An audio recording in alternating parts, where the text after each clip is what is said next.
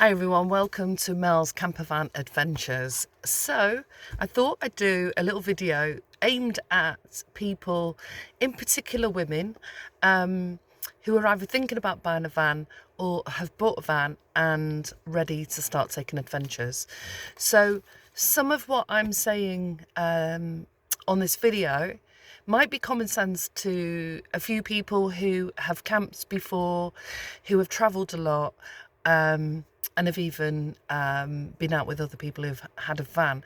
But what I wanted to do is share my experience as a woman buying a camper van for the first time.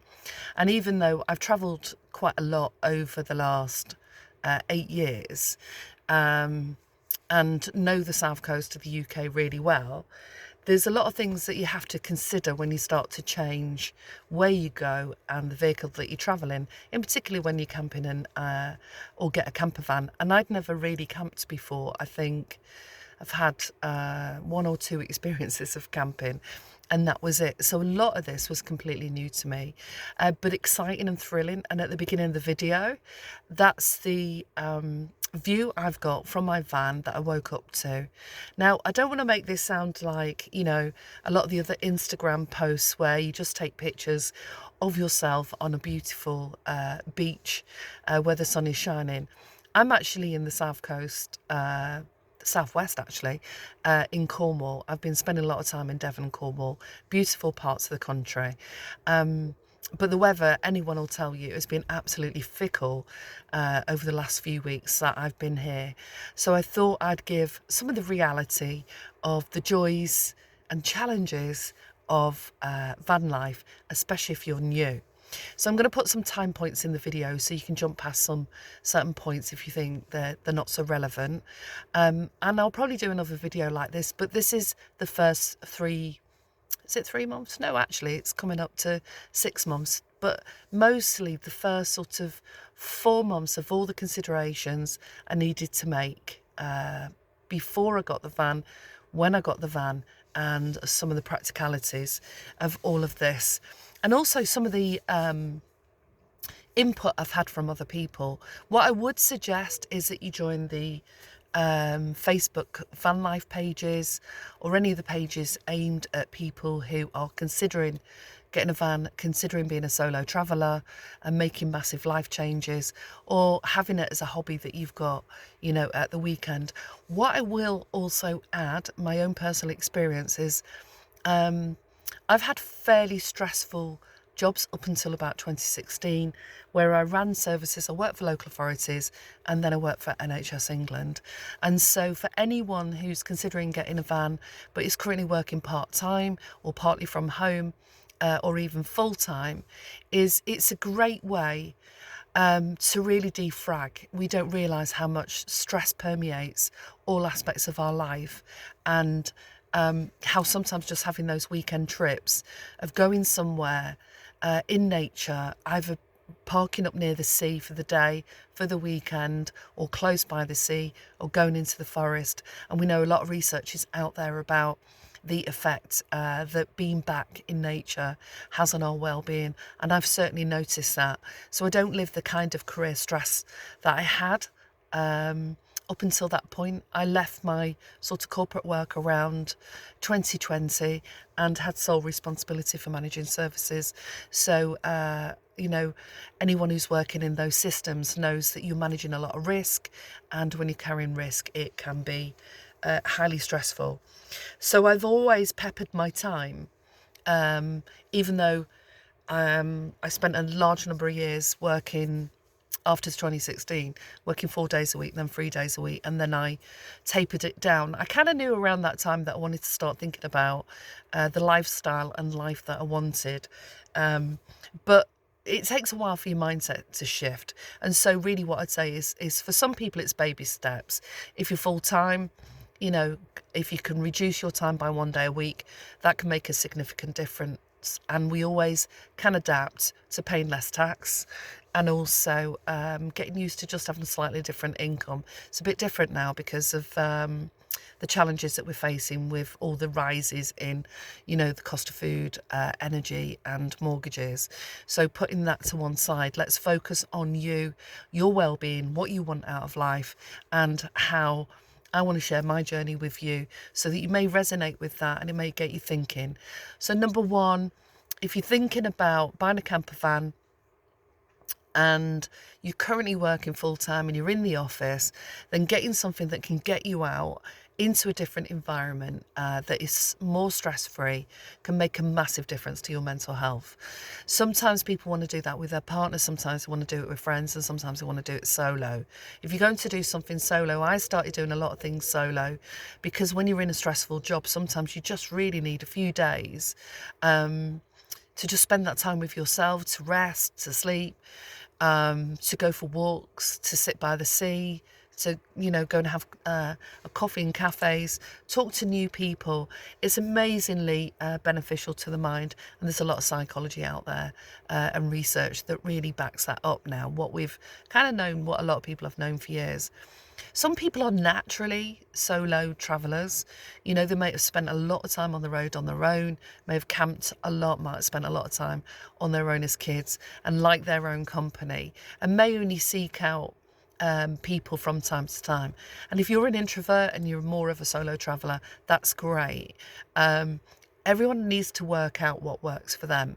Other people really are more extrovert and like to do this kind of thing, but go to campsites where there's lots of people and can chat to people about the things that they share in common, aka, van life and what it's like and how much it costs and how it runs and what you've got in your van.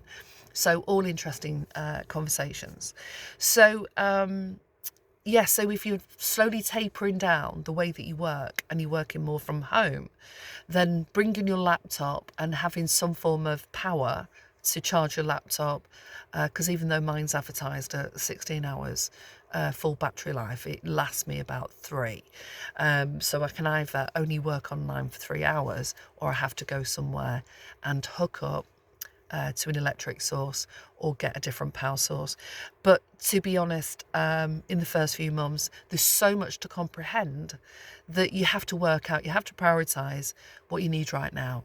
So initially I used it for small trips, also stayed at friends and didn't stay in the van all the time when I first went out in the van and took it on the road, because sometimes you need to take, like I said, those baby steps. So I'm going to go back to where I had sort of inklings really for the last few years that I wanted to get a van and I wanted to experience getting out on the road. And that was really fueled by my desire for getting out in the open air and being in nature. I absolutely love the sea, but I live in a small town and I just love being in those environments. I've learnt for a long time that it just refeeds my soul, and it's part of my own way of supporting my well-being and connecting with my own spirituality. So I'd been considering this for a while, and the resources weren't there, and I'm not sure I was totally ready or had the confidence. So sometimes you do a lot of research, you focus on the kind of things that you want to get out of life, where you want to go and visit, what kind of things you're looking for. Do you like hiking? Do you like long walks on the beach? Have you got animals and you want to go for long walks with your dogs? Do you want to go and try some new adventures? So you might sign up for some of the festivals. The UK's got lots of festivals where you can take your camper van and have that really nice blend of music, people and time in your own space, although there are some festivals where things are more cramped. So it's really considering about where are you right now, what is it that you currently have in your life in terms of work, relationships, friendships, and budgeting, and how you're going to source what it is that you want, and then how can you work towards that. So even if you haven't bought a van initially, but you've not been away a lot on your own, what I often suggest to some of my female friends is just go and book 1 or 2 nights in a hotel in a new area, so you can get over that initial anxiety of traveling alone, of going somewhere new, and then so that you can start to also experience the joy of visiting these new locations, and it's really starting to look at the world around you from the perspective of a tourist. You know, I live about 2 miles away from Windsor, and I'm half an hour away from London, and I go into Windsor quite a lot, looking at Windsor through the eyes of a tourist, you know, and marvelling at some of the things that are around me that are pleasurable and interesting to see. There's always new shops emerging, there's coffee shops, there's people watching, and there's art galleries, and of course the touristy things to do like visiting the castle.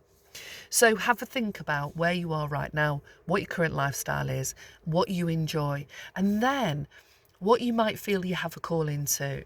You know, do you feel called to go to the seaside? Do you feel called to explore the whole of Scotland? Do you want to connect with your ancestry and do your genealogy tree and visit those places? What themes are emerging for you? Do you know, do you want to follow sunsets? Do you want to explore the great outdoors and the weather patterns? You know, so all of these things are worth considering so that you are feeding your soul and nurturing what matters to you. And all of these will have a massive influence on the way that you feel in your day-to-day life. Okay, so you've done a bit of a life review, you're having a bit of research into what is it you'd like to do. So what motivated me a few years ago, I think it was around 2016, I took redundancy and I thought I'm going to go and just explore the south coast, which I did. I had a car and I was staying in the hotels, but I did that on my own and I absolutely enjoyed it. I enjoyed the freedom of getting up when I wanted and eating what time I wanted and exploring different parts of the south coast, and just finding new places and spaces all the time, and feeling that sense of awe when you go through those beautiful little villages with the thatched roof, and you know, going past the cathedrals and the architecture, and being in small towns when the sun sets on a beautiful summer day. So you can experience all of those things regardless of whether you've bought your van or not. So in 2018 it took a lot of confidence, but I decided to do a solo trip and travel round, starting in France and going around Italy. And that was inspired by Rob Brydon's part in the TV series on the BBC called The Trip. And initially the first series was focused on their experience of being in the UK and being asked to go and do reviews of these small pubs, gastro pubs, restaurants, and do reviews. And Rob was invited by Steve Coogan, his friend and colleague in the series, to go on that trip. And it's incredibly funny because they really have a great relationship. The second series, they went to Italy, and that was what hooked me. It inspired me. I'd always wanted to go. I've got some family history that ties me to Italy, and I was saving that trip for when I learned Italian, but I had got to past 50 and thought, I'm not sure I'm going to learn enough Italian in the time period, so I think I'll go and take that leap now. So I took myself off for a month and started off in Nice, and I followed the train journey really from Nice to Genoa to Rome to the Cinque Terre region, down to Sorrento and the Amalfi Coast. So I did that trip and stopped off at different places over the course of a month, and it was both anxiety provoking and thrilling, using a mixture of Airbnbs and small hotels and all the local, what they call in Italy, the slow trains, but absolutely amazing experience. And there's nothing better, we know in psychology, of coming out your comfort zone and doing something that can raise your anxiety levels to a degree, and then go and pursue that thing that you want to do. It's really exhilarating afterwards that you've met that personal goal. And we all have personal goals. That might not have been a big deal to somebody else, but to me, it was a big deal, and I loved it. You know, trying to manage day-to-day things like going into a supermarket when you don't speak the language and they've got different systems for purchasing food, and of course, you know, meeting the people along the way. And I met some amazing people in that journey. So by 2020, I had system fatigue. I was incredibly tired. I'd been managing a very stressful programme for over 18 months, supporting women who had left domestic abusive relationships and the property and were moving on in their lives. So we were supporting them to do that. But like I said earlier, depending on your job, all job carries a level of stress associated with it, and it depends on our capacity to manage that stress, our resilience levels, and also how much we enjoy our work. And I really enjoyed designing and setting up that program and how it made a difference to people's lives. But it does take its toll. And anyone that's worked as a teacher, a social worker, a nurse, a doctor, a fireman, policeman, woman, any of those jobs come with a higher level of stress and risk management. And, you know, you've got to go home and sleep at night and make sure that you've done everything you can to keep yourself and everybody else safe and happy in what's going on. So I had that sort of system fatigue, although I had been lucky enough to start working from home pretty much around 2018 and then completely from 2020. And I enjoyed that. I just enjoy working from home and can find that I'm more productive and think better. But what I noticed after a while, and I've seen this with other people, after about 2 years of working at home, I wanted to get out and about a lot more. So that's what then sprung this idea of really getting out and about and how I can work from different locations. So I've been on this trip for a few weeks. I wasn't working last week. I had some time off. That was a holiday. And then on other days, you know, I'm doing a few hours here and there, fitting that between going for nice walks, going for a good breakfast, or travelling to the next place. So, initially it was a strong desire to get a van. At the same time, a lot of anxiety. I'd never drove a van, and I've only drove small cars, maintained them to a small degree, and wasn't sure that I was going to be confident enough in terms of even just the size of the van. So I wanted to share some considerations about how what to consider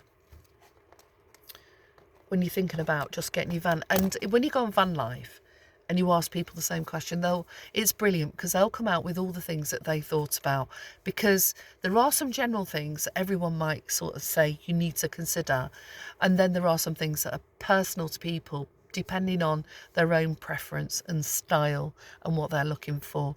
So for me, because I hadn't drove a van, and I thought, okay, you know, you may choose a van and then 6 months later think it's not fitting the purpose that I got it for, or actually I didn't realise I needed all these things, or that I don't need half of these things that are either in the van or not in the van. Depends on whether you're doing a complete van shell and rebuild, or whether or not you're buying one that's got everything integrated into it already. So I wanted something that actually fit in a car parking space, because trying to navigate driving anywhere and working out where to park and how to get your everyday goods was too much for me to even consider. So I looked at the type of van, which are usually the sort of VW old style vans, that size.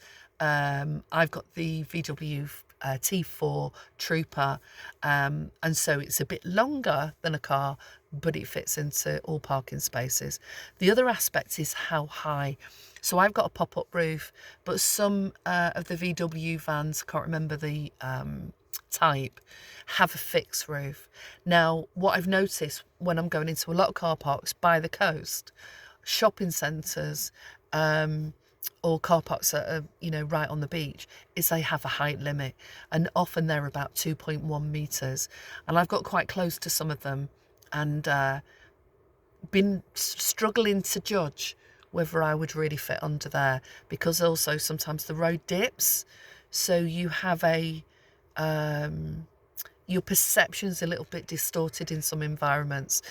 So it's really worth looking at the paperwork, if it comes with the van, for all of those dimensions: the weight, the height, because the weight and then what you put in it will affect also the engine you need to run it when you go into different places. So I ended up with a 1.9. It's 3 tons, and it manages Devon and Cornwall hills, and I've not been to Scotland yet, so I don't know. I imagine that's also equally hilly. And I've certainly been to the Black Mountains in Wales. So you need a powerful engine really to get you up those hills. I get up the hills, but in some cases I've had to flag traffic to tell them to get past me, because I haven't got enough momentum at the bottom of the hill to swing me up to the top of the hill. So anyone who's driving now a van will know what I'm talking about. But initially, they're not things that you necessarily consider. So where do you want to go, and what you need in your van will add to the weight, the dimensions, and whether or not you can park in a car park, and whether or not you can get onto the barrier. So that's certainly worth looking at. The other aspect is a lot of the vans that have low mileage also, though, may be 20 or 30 years old if you want it to fit within a sort of 10 to 15k budget. And the key issue that came up when I was researching this was I went on the MOT website .gov.uk and researched every van that I was looking at, and there are particular faults that when I ran them by the mechanic said don't even go near vans if they're showing any of that on the previous MOTs. The other aspect is rust. So if you know someone that's a welder and you've got some rust issues, you can pay per, I think it's square foot in which to do any welding, and that can be incredibly costly. Also, you do want to get it checked over by somebody that really knows vans, not just a mechanic, but not all mechanics know the intricacies of the wiring, the gas, the seals, the all the other structural components that vans have, because they're not an average van. The ones that are kitted out have got a lot more components to them. You also need to think about what you want. Do you want a van that's basic, that you can sleep in, but you're certainly going to need to consider where you store your food, how cold the food can be kept for how many days, the cooling system, because you can have a cool system that only keeps it for like 24 hours, and if you go to a festival you're going to be limited to what you can put in there, what you're going to cook on. And there's so many camping cookers out there, that's quite a sort of simple thing. But try lighting a camping cooker and cooking when you've got a force 10 gale. We had 27-mile winds the other day, and I certainly would have struggled to light a camping cooker outside. And some of the vans have like a drawer that pulls out, and it's almost like you're cooking in and outdoors. So if you've camped before, these things are really obvious to you. If you haven't, then most of these VW vans have a similar setup inside, in terms of the fridge, the size of the fridge, the cooker, the sink. I think they're quite well put together in terms of the thought. There's plenty of space to store the plates. I only actually have 2 pans, well, and a kettle with a whistle that sits on the gas. I tried the idea of electric kettle. I think it took 20 minutes to heat up. That's way too long to wait for coffee in the morning. So the whistle kettle is much better, that I sit on the gas. Have a small pan for heating the milk, because I like warm milk with my cafetiere coffee, and I have 1 pan and a frying pan. And I don't think you need much more than that unless you're cooking for more than 2 people, because there's a whole load of things that you can cook that are dead easy on a gas hob. And I've only ever really used 1 gas hob at home. I might use the second one, but I'm not going to be, I've no aim to cook really complicated stews and things that take hours to burn. So my gas is actually, the bottle wasn't that full, and I've had it on every trip and it's been fine. So that's in terms of what you need in it. If you're not sure, the other aspects of when you're kitting out a van is whether or not that van will be declared a camper van at the end of that. I don't know the intricacies of that, of how the DVL how the DVLA recognises a camper van versus it was a van. So it's worth looking at, and it's also worth looking at people who've actually done several installations. If you're doing your own, you really need to be careful about the electrics and the gas, because of course they can be deadly if you get that wrong. So rust, the wheels, the age, the previous MOTs, the service history, and then what it is you actually want from a van. So I went for the VW Trooper because I wanted everything integrated into it. I wasn't at a stage where I was able to visualise how else it could look. Originally I wanted a shower, but I went and looked at some vans that had the shower and toilet, and it took so much space away from inside the van, and they're already small, that I decided not to go for that. And actually then researched how you can get portable showers, shower bags, and depends on where you're staying. If you're on a campsite, you've got showers and toilets there anyway. So that's a whole different conversation, because there's a whole different conversation on van life if you talk about toilets and showers. So I'll leave that for you to explore in more detail. Check that everything's working though, that the gas and electrics are actually working, that your heater's working. I had issues initially. My things were working for a couple of months and then everything stopped working, and I personally couldn't figure out why. But then I decided to get a habitation check, and I highly recommend getting a habitation check, because what the guy did is, because the van is nearly 30 years old, that the actual tubing that takes from the gas canister to the gas stove was the original one. I don't think it'd ever been changed. So he changed that because, of course, you can have splits. He explained to me in good detail, because I like a lot of detail, how to tell if there is any gas leaks. I have a poor sense of smell. Most people have experienced COVID, have no sense of smell. So the other thing is having a carbon monoxide monitor. The other one is having a fire alarm. He recommended both those things. He checked the cooker, tells you how the flame should look when it's burning, and how to detect if there's a leak. It also tells you about why the gas is stored where it is, the purpose of the vents, how things are locked in a cupboard. So there is a lot of thought that goes into the design of these things. If you're designing your own van, I would recommend talking to somebody who really understands the habitation aspects of your van, so you can take those things into consideration. Because if you're sleeping at night and you've got any gas leak, you might not realise why you're getting headaches or feeling sick or starting to get really ill. So really look at those safety aspects. And I've got family I want to take with me, and I was really concerned and wanted to make sure that I just didn't keep me safe, but I kept everyone else safe. The other aspect is the electrics. Apparently a lot of the vans are wired completely differently, even if they look exactly the same. And I found out why a lot of these things weren't switching on and the panel wasn't switching on. It was a simple set of fuses under the bonnet, and one of them have gone. And I know for a lot of people that will sound really simple, but it wasn't a big thing. The other thing is, as well, is when you do the van check, you need to be checking for those signs of rust, but also for big things like, the exhaust. So when I had mine checked, the mechanic did say that 2 parts of the exhaust had tiny holes in them, and there was a lot of rust in one part, and the other one was a tiny hole. And I thought it was a simple job that he could go on eBay and find the part, but you can't get all the parts that you might need for the van. So I ended up having to get the middle part of the exhaust built specifically, and of course that sort of rams the cost up by about 5 times what it would be if you'd have got the part. The mechanic would have done it. So it's not a cheap activity. So that's the other aspect of finance.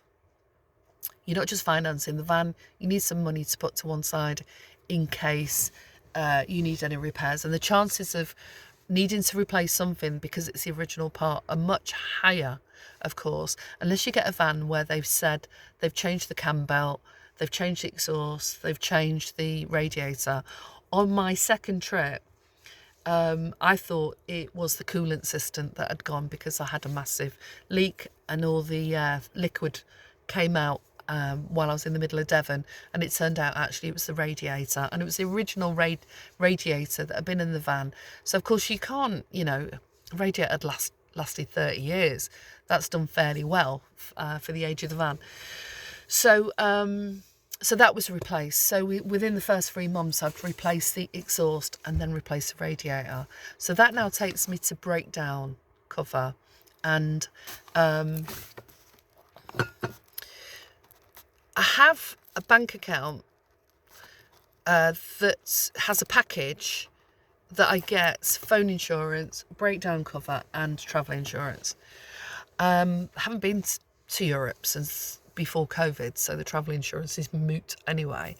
And the phone insurance is handy, but the breakdown cover, yes, it works and it's great. But one of the considerations is if you're going to be out and about a lot in your van, and I was using mine to go to a lot of the festivals that I teach yoga and meditation at, and as well as tour and explore, the Camper and Caravan Club have a connection with Green Flag, and if you go on their site you can get their breakdown cover, and I think I paid about £110 for the year, which is really good. I don't think it's that much dearer than some of the other companies out there, and it covers you for when you're on your journey and you break down. It gets you to your destination. So say you booked into a campsite for the week, and then we'll bring you back on your return. Do look at the finer details of that. I can't remember if you also get a hire car that if something breaks down, but that was a level of peace of mind that I needed, to know that I could end up, in Penzance, or, right at the top of Scotland, or halfway on that trip, and then something happens to the van. And of course, if they can fix it, they will. So breakdown cover is a real consideration. The consideration, as I said earlier, about how you're going to charge up your laptop. Now, not everyone's working from home or remotely, but they might want their laptop. I can sit for days. I don't have the TV on. I don't necessarily need the music, but I've got the radio, CD player, and I've got my phone to link with my YouTube subscription where I play all my music. I've got speakers, so if I want to listen to that, that's fine. If I want to watch some TV, then I do that through my laptop. The phone's too small for me. So like I said, my laptop will only last a few hours unless I do some form of energy connection. And I often hotspot it, so you need to make sure you've got enough data on your phone so that you can use your hotspotting system, or you connect with the Wi-Fi from wherever you're stationed. I access the my external data, but in Cornwall and Devon there are some spots where there is no signal, and so my Wi-Fi has not worked, so I've had to go and park up nearer a building or a cafe or something than to connect to their Wi-Fi. So check out how you're going to charge what you've got, how long your laptop and phone lasts, the battery before you need to recharge it, and also where you're going to go, because there are some parts of the UK that are still fairly remote, or that the road dips and you're just not accessing that signal. Right, so locations. So of course, as I said earlier, this is my first 5 months of experiences. When I first got out in the van, I did a couple of small trips locally just to get a feel for the van, practice parking that in different spaces, exploring how I got down different roads, managing roundabouts, things like that, especially in small locations and you've got a big van and if you're not used to driving it. Then you need to think about sort of going on a longer trip. So maybe going for a weekend somewhere, going to a part of the coast that you've been to before that or booking into a campsite. So on my one of my first trips, I think I'd already travelled around for maybe a month in the van before I went anywhere in particular. And then I had a Mind, Body and Spirit festival that I was teaching at, as well as I had a stall, and I decided to research the locations around it to see where I could park up for the night. So in terms of finding somewhere to park up, you can consider seafronts, but not all of them let you stay there 24/7. Campsites, of course, and there are other ways that people do stealth parking. I wouldn't recommend doing anything stealth or lay-bys in your first few months while you're finding your feet, literally getting out there and exploring. Unless there's two of you and you've got a dog and you feel safe, because these new trips will evoke anxiety, and you don't want to create a lot of unnecessary anxiety straight away unless you want to just go straight for it. And everything is a learning experience. I had a conversation yesterday with a really nice lady who's just done 3 months in Europe, going to all sorts of countries. And one of the things we agreed is sometimes you don't just choose the country, you start thinking about parts of the country that you might want to go and visit. So for example, if you're going to the UK, are you going coastal, or are you going like the New Forest? Are you going in the wilds of Scotland, or up the Brecon Beacons, or the Black Mountains in Wales? So what will you be looking for?